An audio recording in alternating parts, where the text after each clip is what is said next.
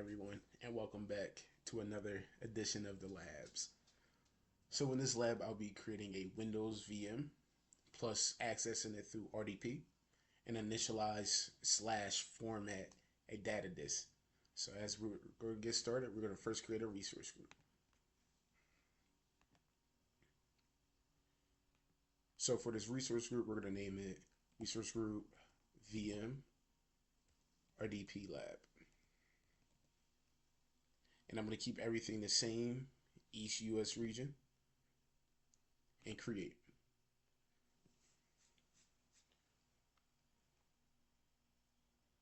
So once once this is created, I'm going to hop into the resource group and I'm going to create a resource, and that resource is going to be a virtual machine.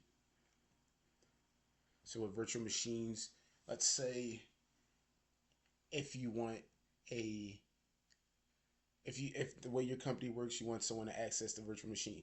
The way virtual machines, or the way to think about virtual machine, is you're using the data center computer.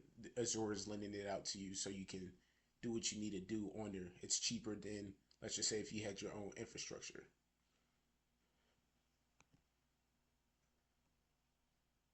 So I'm gonna go back to resource group. This create. Alrighty. So if we go inside here now, we're gonna start a virtual machine. So virtual machine. We're gonna hit create.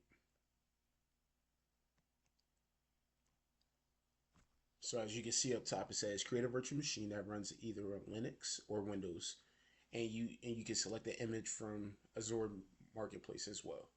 So just to give you all a quick overview of how a VM works. You choose an image, and the way you choose an image is what you need. Let's just say the way I think about it is from B tier to, if I'm correct, it's H tier. Let's just say B to H tier for the time being right now. B tier is more of the general.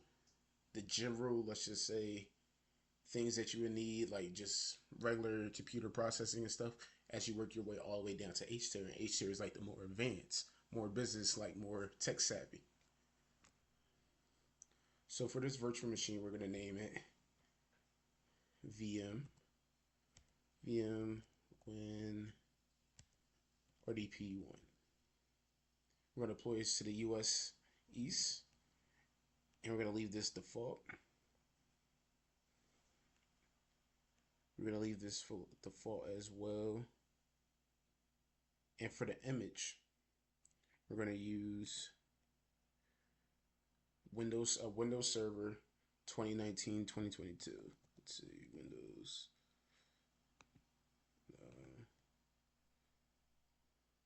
We're going to see all images down here. Windows Server 20, let's say 2022 for the time being.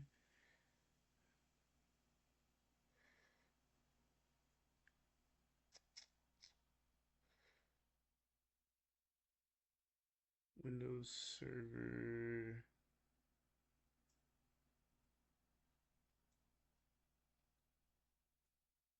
You know what, we're going to just do the most recent one. We'll call it Audible.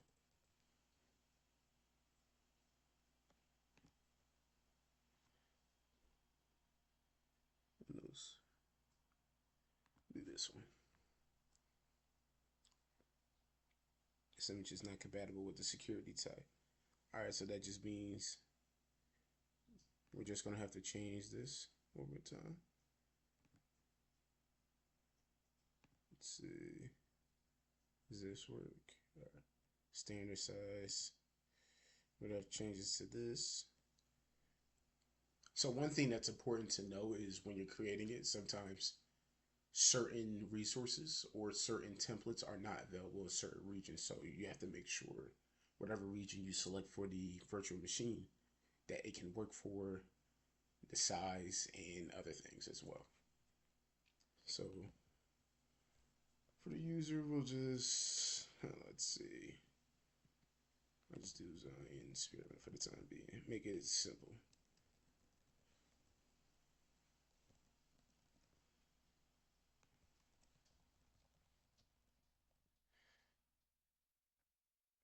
Now the ports. So what the ports are is how do you want to be able to access the internet and stuff to come in as well. So RDP is 3389. Like let's just say if people need to do remote work, or you have SSH 22 to secure, let's say a secure line as well as HTTPS 443 and HTTP 80 port 80.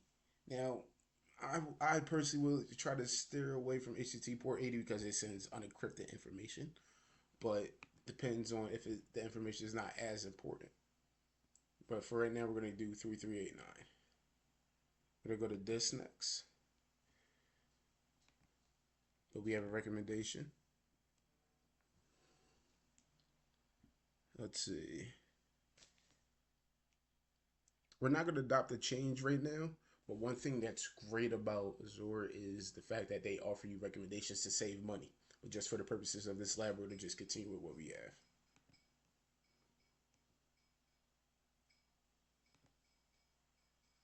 All right, so for the disk now, we're going to leave all of this as is for the time being. So platform managed key is essentially Azure handles that key rotation for you, whereas if you change it to customer managed, you would be responsible for managing it. So personally, I think you should leave it with platform managed. Let Azure use it unless it's you're just very on it in terms of managing your keys. And for the rest of the stuff, we're going to accept that as default. We're going to go to networking. So for the networking, we want to make sure that we are able to set our IP address and subnet. The reason why we have to set that is because we want to be able to access the internet through our virtual machines as well. So for the virtual network, we're going to create one.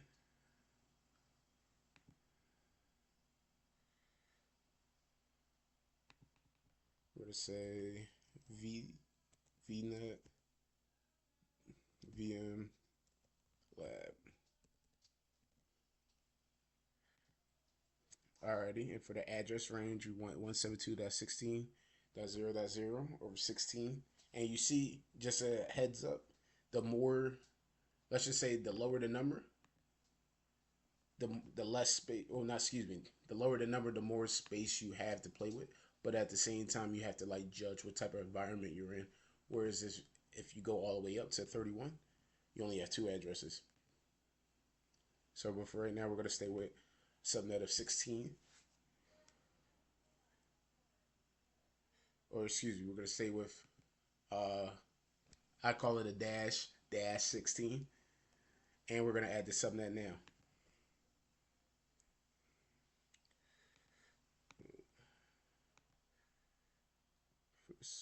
Let's see. And I'll just edit this since it's already right here. IP4 range 172.1.1.0 over 24. Then for the subnet name, we're gonna just keep it as default. We're gonna save this. And then we're gonna go to review and create.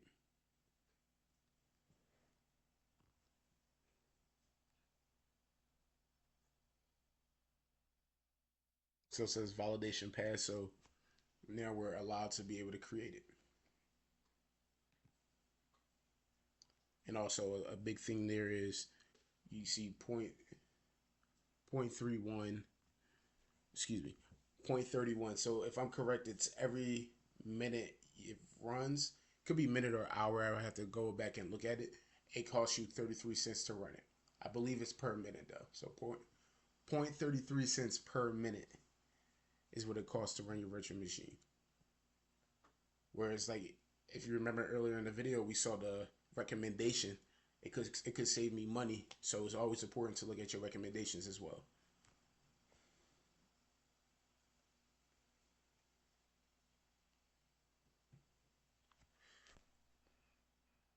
So now we're about to connect to the VM. So let's see. It's deploying in progress.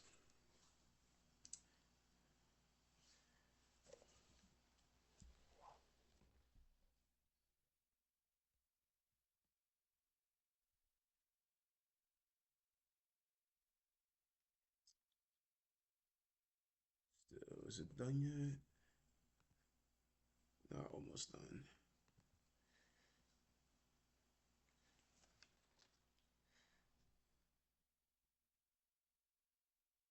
And a couple things just to give you guys another overview of what a VM actually consists of.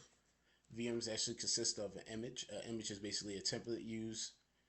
It uses operating systems and other software. Also, you have your VM size. The VM size, or not the VM size, but the VMs need power and memory. But the key thing to remember is you can't have more than 20 virtual cores within a region. Next, you have storage options. The storage options are between HDD or SDD. HDD is more of a traditional hard disk drive, whereas SDD is a solid state drive. So solid state drives cost a little more money, but they're also better in performance wise. And now, last but not least, you have your operating system. Your operating system disk, which is, if you ever look into the settings, it's like drive C. That's the operating system disk, and drive D is a temporary disk. All right, so this is created. So now what we're going to do is go to the resource. And now we're going to connect to it. We're going to connect.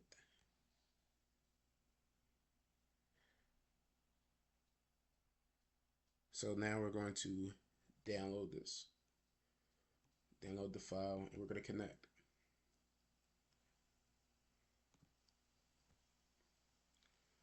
So basically, the username and stuff that I created with that is now telling me to put it in. Well, the username's already in, so now we have to put our password in. And we're going to hit yes.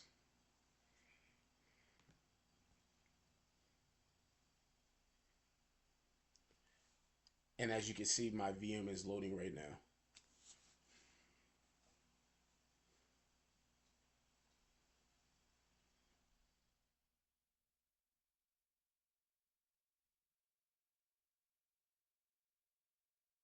It's actually like very cool how this stuff works. So since we're here, we're inside the VM now. Now we're going to find, let's see, this. Let's see, do you want to allow your computers? We'll say no for right now. Okay, we're gonna look for disk.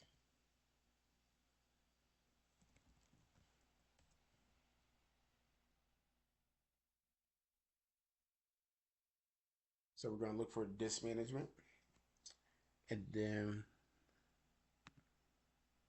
we're gonna say okay to that. So basically, with disk management, you have a couple things. You can either have managed this or you can have unmanaged this. For unmanaged this, customers are responsible for it.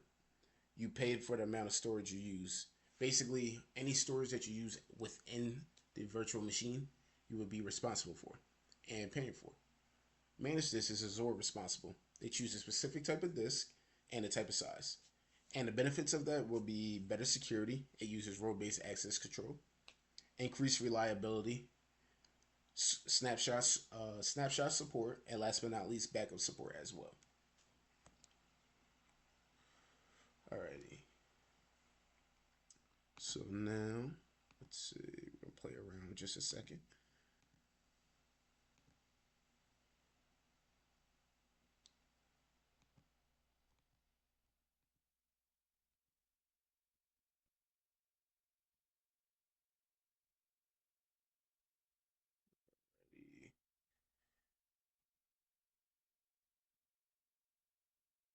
Let's see.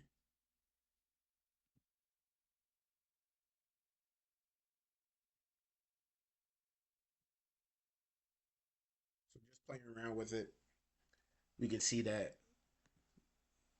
Right now, that's, as I was saying earlier, the C drive is the Windows, that's the operating system disk. And then yes, that is the disk section of it. So now we're going to create a new disk at the moment.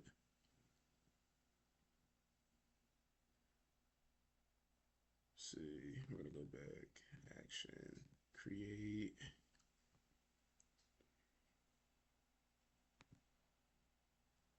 We'll save it right here for right now.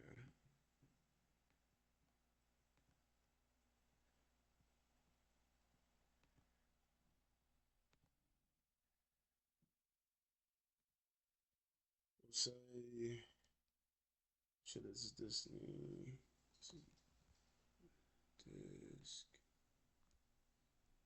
VDD? I would just say about 15 for the time being.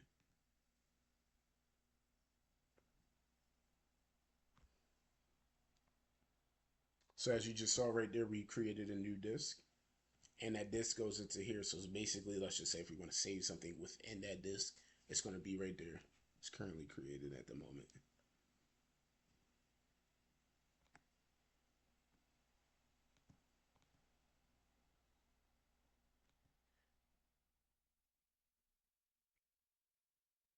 So now, the file. As you see right here, it sees, you see that we have this right here.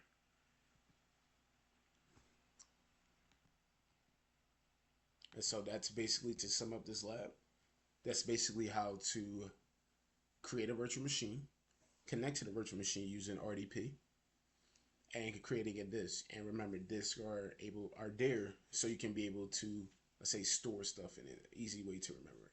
Thank y'all for your time and have a great one.